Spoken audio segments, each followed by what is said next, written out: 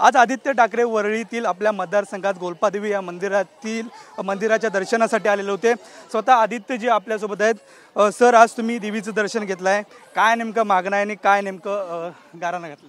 मागत काही नाही, नेहमी देवाकडे दर्शनाला जातो तेव्हा मनातून नमस्कार करत असतो आणि इथे आमची गोलपादेवीची जत्रा असते तर त्याच्यासाठी नेहमी आम्ही येत असतो, तसं आज आलेलो आहे। मात्र महाराष्ट्रात इतर वेगवेगळे जे प्रश्न आहेत ते सध्या उद्भवत आहे। जर पाहायला गेलं तर मराठा आरक्षणासाठी मोठा जो आक्रोश आहे तो मुंबईकडे येतोय। जरांगे पाटील मुंबईच्या आता वेशीवरती आहेत। हो, आणि आपण पाहताय तो मोर्चा इथे येत आहे मुंबईला। त्यांचं म्हणणं आहे की आमचं ऐकून घ्या, पण जे घटनाबाह्य मुख्यमंत्री आहेत ते आपल्या फार्म हाऊसवर मजा करत आहेत। नक्कीच वेगवेगळ्या ज्या नोटीस आहेत तर ते आपण बघताय, व्हिडिओ टाकतायत, काहीतरी मजा करत आहेत। तर मूळ गोष्ट हीच आहे की राज्य चालवते कोण, आणि कधी कधी असं वाटतं की प्रत्येक पौर्णिमेला ते फार्म हाऊसवर असतात, काय करतात काय माहीत नाही आम्हाला। मात्र जे आंदोलक आहेत, जरांगे पाटील आहेत, त्यांना पोलिसांकडून नोटीस बजावण्यात आलेली आपल्याला पाहायला मिळत आहेत। मुंबई म्हणजे एवढी गोष्ट मोठी आहे, एवढा मोठा मोर्चा जेव्हा मुंबईकडे येत असतो की कुठेही आक्रोश होत असतो, मागण्या ज्या आहेत त्यांच्याशी चर्चा करायची की फार्म हाऊसवर निघून जायचं सुट्टी करायला, जसं मध्ये डॅव्हॉसला निघालेले तसं आज फार्म हाऊसला आहेत।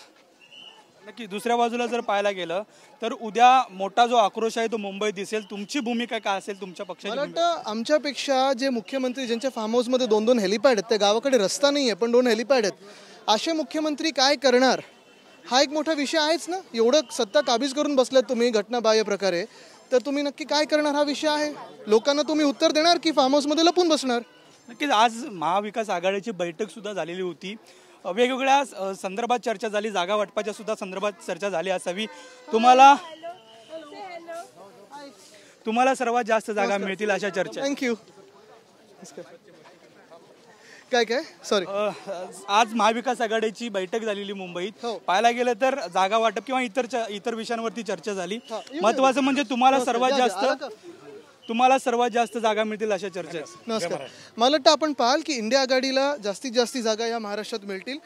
मूळ गोष्ट अशीच आहे की महाराष्ट्रात गेले 2 वर्ष जणू काही आपल्या राज्यात सरकारच नाही आहे असा सगळा कारभार सुरू आहे।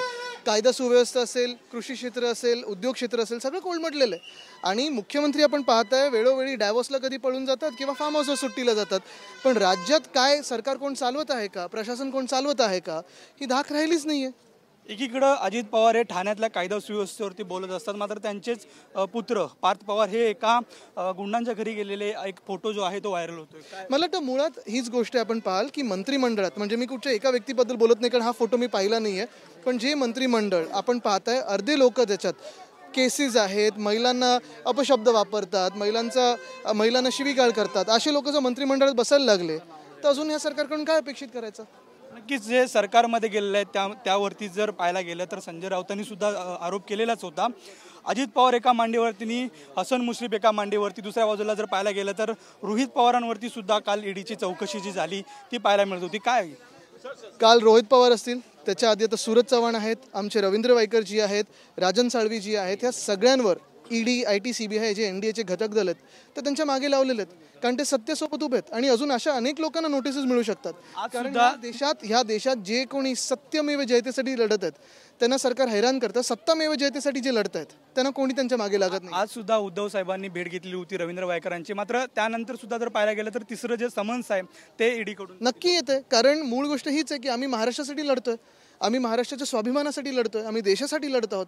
जे देशभक्त पक्ष आहेत, जे देशभक्त लोक आहेत त्यांना ह्या सरकारकडून नोटीस येणार, तुम्हाला आत्ताच सांगून ठेवतो। आणि आज जसं राजकारणी लोकांना येतात, उद्या पत्रकारांना येणार। एक शेवटचा प्रश्न, मराठा आरक्षणासंदर्भात ठाम आहेत जरांगे पाटील मुंबईत येण्यावरती, सरकारकडून सुद्धा विनंती केली जाते की मुंबईऐवजी वाशीला तुमचं आंदोलन ठेवा, मात्र जर मुंबईला आलं तर नेमकं कुठली? मला वाटतं परत मी सांगेन, जे मुख्यमंत्री स्वतःच्या फार्म हाऊसवर मजा करत आहेत आणि जे प्रत्येक पौर्णिमा अमावस्येला तिथे जात असतात, कशासाठी आम्हाला माहिती नाही, त्यांना तुम्ही विचारलं पाहिजे।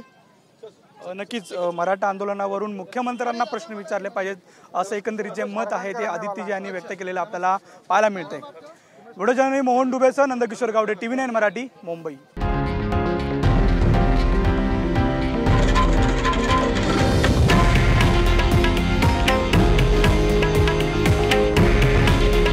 हे आहे देशातील नंबर 1 न्यूज नेटवर्क आणि आपण पाहत आहात TV9 मराठी।